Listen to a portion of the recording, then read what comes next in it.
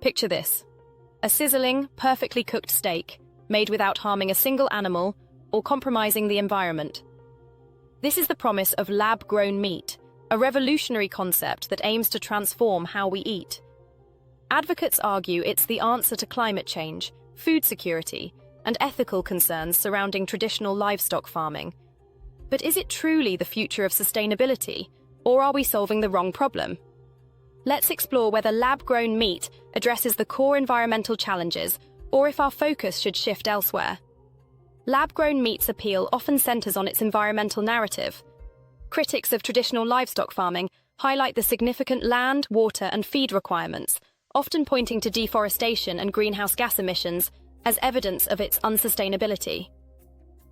This narrative has been repeated so often that it feels like fact. However, a closer look reveals a more complex reality. While industrial-scale livestock farming has undeniable flaws, not all animal farming operates under the same principles. Pasture-based grazing systems work harmoniously with nature. Animals graze on non-arable land unsuitable for crops, fostering biodiversity, cycling nutrients back into the soil, and even promoting grassland health. Yet, discussions around lab-grown meat often lump all livestock farming into a single problematic category, oversimplifying the issue. Crop farming, a critical but often overlooked aspect of the debate, adds another layer of complexity. Growing crops for both human consumption and animal feed requires large amounts of land, water, fertilizers, and pesticides. These practices have significant environmental costs, including soil depletion, chemical runoff, and harm to water systems. Byproducts from crop farming, however, often serve as livestock feed, reducing waste. Even if lab-grown meat replaced livestock entirely, the demand for crops, and their environmental toll, would persist. Innovations in crop farming, such as sustainable rotations or indoor farming, could have a far greater impact on reducing environmental harm than replacing meat with a lab-grown alternative. The debate over livestock farming is also shaped by what we can call the gasoline mindset. This perspective frames food production as a simple equation: more resources in, more food out. It's an approach that aligns with the intensive nature of crop farming, but misrepresents pasture-based livestock. Animals in these systems graze naturally, fertilize the soil, and support ecosystems with minimal human intervention.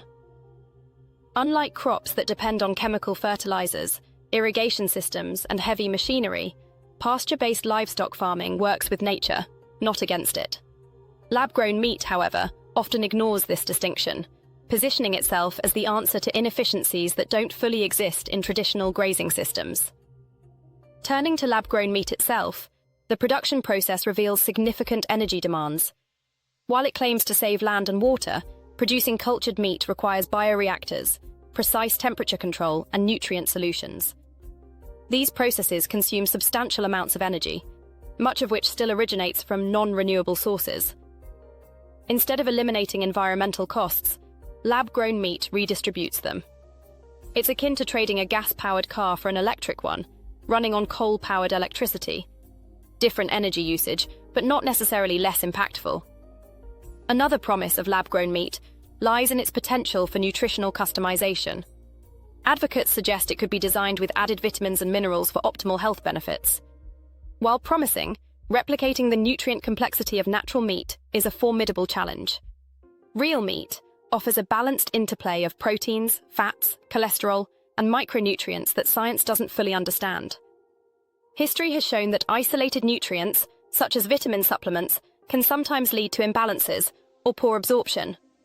Natural food, in contrast, provides regulatory systems for nutrient absorption, a factor that lab-grown meat may struggle to replicate.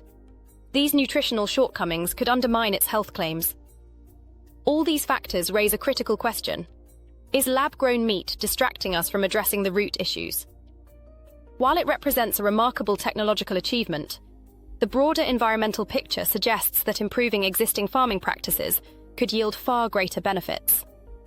Regenerative agriculture, for example, enhances soil health, reduces emissions, and integrates plant and animal systems. Similarly, advancements in indoor farming can revolutionize crop production by reducing chemical inputs, conserving water, and freeing up land. These approaches tackle core environmental challenges without introducing entirely new systems with their own complications. Lab-grown meat offers a glimpse into a high-tech future, but it's not without limitations. Its energy demands, reliance on crop farming, and potential nutritional gaps highlight the challenges of scaling it as a sustainable solution. Rather than focusing exclusively on replacing livestock, we should expand the conversation. By integrating sustainable practices into both crop and livestock farming, we can create a more balanced and impactful approach. Regenerative systems and innovative technologies hold the potential to align food production with natural ecosystems, ensuring sustainability without sacrificing practicality. Ultimately, the goal isn't innovation for its own sake. It's about solving the right problems and making a meaningful difference. Lab-grown meat is an exciting chapter in the story of food, but it's not the entire book. To achieve true sustainability, we must address the challenges of crop farming and rethink how plant and animal agriculture coexist. Are we missing the forest for the trees? By broadening our focus, we can create a future where food systems and the environment thrive together, ensuring a sustainable world for generations to come. Thanks for watching. If this exploration sparked your curiosity, don't forget to like, share, and subscribe.